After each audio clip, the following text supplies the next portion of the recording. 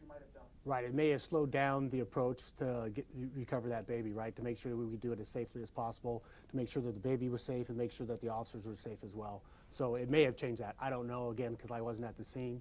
So it's tough. We have to take that look at those things. So we do what is a Monday night quarterback thing on it. We have to do that because we have to get better at it every time. But because I wasn't there, I don't know if that would have changed things or not. I would assume that it would have. I would assume that if I was there, that we would have done things differently. The officers that did go in, they were not SAU, right?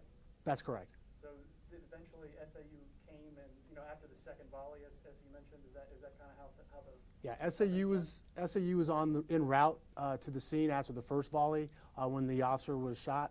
So they were already there, so they were fairly close at the time. I believe shortly after the second volley, several officers that showed up. The whole unit wasn't there, but several officers had showed up, and the armor started to show up that they used eventually to help maneuver up to get the baby out. Was there any time to ask the surrendering man, is there still somebody in there, or was it just like that? I believe it was quick. As he was taking, you weren't there, right? No, as he was taking him into custody, that's when the other officers went to get the baby. The volley went off, so he was still taking him into custody when he was struck by the shrapnel. So the other officers were actually at the scene. They were actually where the baby was at the time that we were taking the first person into custody. And so, fair to say then that a little bit more knowledge up front would have helped save your officers. The Phoenix City Council is right now discussing the drone program, whether or not you guys can get a drone. And given that maybe more information would have saved more officers, or at least kept them from getting hurt, thank goodness there was no loss of life. Is it fair to say that a drone? Is that why the PD is asking for a drone, because that sort of thing helps? So I'm not a part of the drone program or whatever's going on with that. That's something that City Council and them are dealing with and working with. Any word on the status of the brother of the shooter, the ex-girlfriend? I believe he was struck by gunfire as well during that exchange, and I'm not sure what's going on with him at this time. My focus since that time has been on the officers and their recovery, and the fact that now, thankfully, all of them are out of the hospital. Can you talk to us about their spirits in general? Yeah, amazing. Their spirits, all of them. Every time I went to see them, the prognosis was getting better and better from the doctors, and their spirits from the very beginning were, I would say, nothing short of amazing, because they were joking and jovial the whole time, even through the pain, which was incredible to see. Although, Officer Nunez, take me through the process. I probably missed it. When did you get there? Was it after the two first officers got there? And when you got shot, what was it like? I mean, it's the first time that you got shot, so did you realize right away that you ended up getting shot? What was the feeling overall? What was going through your head? So initially I arrived after we had heard the radio traffic after the first two officers had arrived. We knew that there was an officer who was struck by gunfire in the first volley. We got there as quickly as we could. I was riding in a two-man patrol unit, so me and my partner got there as quickly as we could, and then we kind of set up and contained the area. And then the brother steps out. He has the child in his hand. He walks backwards towards us, and we go to take him into custody. And that's when we heard the second volley, and that's when I got struck by shrapnel. Like I said at first, I felt I thought I had gotten shot. I didn't know what getting shot felt like, but it hurt, and I heard gunfire, so I was kind of taken back and like, oh, I might have gotten shot here. I did a quick kind of check for blood, didn't really see any blood, so I continued on. We got the brother into custody. We walked him back to my patrol unit, and that's kind of where I did a more thorough check and found that it was just shrapnel. Knowing that another officer had already gotten shot, were you afraid at some point? I think we were all afraid, but it's a reasonable fear, I think, and we just wanted to do our job. We knew we were the ones who were out there. There is fear, but we all push past that, and we have to do our job for the community. What's the conversation like with your fellow officers who also got injured? I'm in contact with one right now. He's super lighthearted, and we're all just kind of recovering and taking a step back and relaxing. And very thankful that they're all safe. I know you're in here in the station in front of superiors, but are there any of the 9 of you that are upset about the lack of knowledge that might have led to more of you getting hurt than had to? I mean, I think they're just kind of like we are as far as us understanding that we went out there to do a job. We can Monday morning quarterback everything, and we will. We have a great department that kind of takes all the body-worn camera, and it's an ongoing investigation. So they are going to investigate it and Monday morning quarterback and say, hey, these are the things that we did wrong and these are the things that we did right. But I mean, at the time, I think that we all kind of made sound decisions as far as what we did tactically. I mean, do we want anybody to get hurt? Absolutely not. But does that kind of come with the job? Yes, it does come with the job. And unfortunately, some of us did get hurt, but we're glad that nobody in the community got hurt and nobody really lost their life. You got hurt, but you still had to remain on scene before knowing that you were going to be transported to the hospital. How long did you stay there for, and what was it like knowing that you had to wait before everything was done? I didn't have to remain on scene. I chose to remain on scene. I knew I was struck. I knew I was hurt, and I stayed on scene just because once I checked, to see it was a little bit of shrapnel. I kind of felt like, hey, my brothers and my sisters are shot, and they're in the hospital right now. And I know if they weren't shot, they'd be here doing this job and attempting to take him into custody, just like if I was shot in the hospital. They would want the same thing for me. I didn't have to remain on scene. I chose to remain on scene and help out for the duration of the incident. After I had taken the brother back to kind of get debriefed, I stayed there and I helped the SAU negotiators after that. How long did you wait for? Do you recall the time frame? How long were you out there for before you were? Until the end of the incident, until SAU kind of cleared the house. So You're injured. Are you on duty right now? Are you ready to go out there and work? Yeah. It's a minor injury compared to, like I said, my brothers and sisters that got shot. So I'm ready to go back out and hit the streets when it's my time. How old are you? I am 31, sir. A question for both of you. And 9 officers shot in one incident, and here we are less than a week later.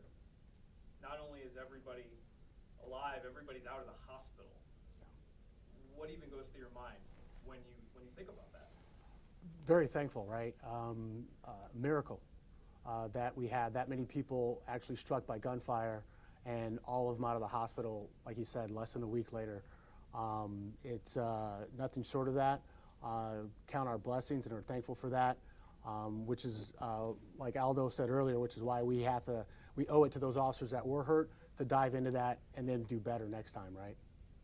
Commander Elmore, the last time I was in this room, it was specifically for one of your colleagues, Commander Carnicle, who was killed.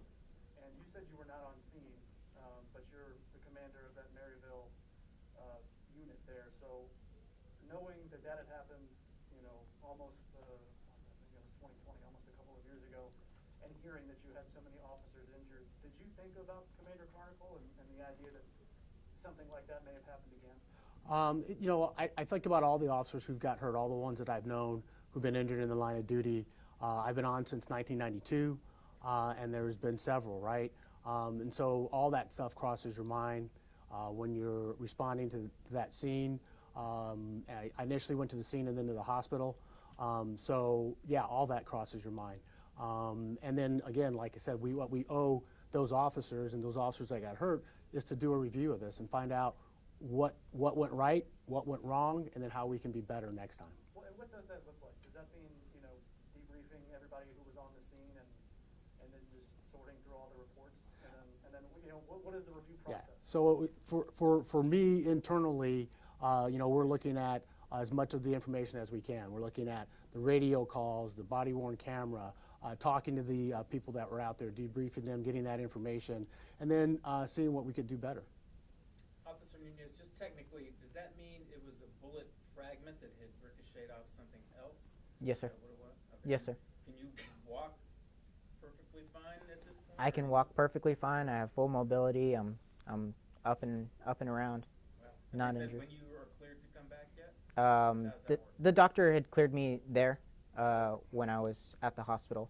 So he cleared me there, and he said I was pretty much good to go. Officer Nunez, there's a lot of talk about Monday morning quarterbacking in here today. There was a baby on scene when all this happened. Regardless of protocol and everything else that you guys can talk about here today, does that change your thinking in that moment? Like I said, there's a lot of mothers and fathers who are out there. I personally don't have children, but I can only imagine what they were going through, and those things do cross your mind. Saying or having children and feeling like, hey, if this was my kid, how would I want to respond? So I don't know if it changed anything, but I can only imagine that they were probably going through some mental stuff as well. Having children of their own and seeing a little infant there and wanting to rescue it, obviously. Commander, I'm not sure if this is your department or not, but have we come up with a motive or any idea why this happened? I know that our investigative unit, our homicide unit, is looking into all that. I don't know the answers to any of that, though. Officer Nunez, when you think of that day, and have you seen the video of officers helping each other kind of get away from that situation? Have you seen any of those videos? I've seen a little bit of snapshots, yes, sir. What do you think of seeing each other, arm in arm helping someone away from that? I think it was a part of our job. It's one of our duties, and we're helping one of our brothers who got struck by gunfire get out of the way. I mean, it's nothing uncommon for us to do things like that, honestly, on the daily basis. If it was a citizen, we would have done the same thing for a citizen. It doesn't change. Him being an officer doesn't change how we responded there. We would have gotten anybody out of that scene if they were struck by gunfire. We just knew that it was a brother and he needed to help, and we needed to get him out of there as quickly as possible. I know some people have written in our station just saying, just talking about that video, because it's just not something that we necessarily see all the time, but you're saying I wouldn't say routine, but you've seen something like that before? I haven't seen anything like that before. Obviously, this was one of the biggest scenes that I've ever been on, but I'm pretty sure that when we're called to do something like that, we will do it. It's just who we are as people. Any police officer would. All the officers, sir, were Maryvale? No, there were a couple officers from both Mountain View Precinct, and we had a K-9 officer who's part of our Tactical Support Bureau that was injured as well. Do you know what type of weapon he was using? I do not know. I know that that he had a handgun and a rifle, but I don't know which weapon he used when. You don't know what piece of shrapnel they dug out of your leg? Actually, I dug it out, but yeah. What was that like? It was only superficial, so a little bit of tweezers, and that's pretty much the end of it. I don't know. Sounds easy. Yeah, I don't know what the extent of it was or what caliber it was. It was a very small piece of shrapnel. I did know that it was a bullet. It was kind of shiny, so that's as much as I knew about it. Will you have to hand it over, or is it a souvenir? Sorry to interrupt. Oh no, it's going to be handed over for evidence. Was it rapid fire, or was it like semi-automatic shooting? I mean, it seemed pretty rapid at the time. Officer, you mentioned that you were not the first one there shot, so you're, I presume, in your squad car hearing this call, knowing you're going to something very serious. Is there any way to describe the adrenaline when you hear that and you know what you are going towards? I think initially, and again, I can't speak for my partner, but we were riding two-man, and we kind of looked at each other and we're like, hey, we need to go to this. There's an officer who's shot, there's an officer who's down, and we need to go to this right now. And we need to help out as much as we can. And I think that was kind of our main priority at that time, was trying to get there as quickly as possible to that officer and ensure that he's safe and everybody else is going to be safe. I think maybe one more question. Where did it hit you again? It hit me on the right thigh, just above my knee. All right. We appreciate you guys coming out. We appreciate all the outpouring of support from the community. You know, these officers are ready to get back to work, and thank you again for coming out here and supporting us. Thank you guys. Thank you guys.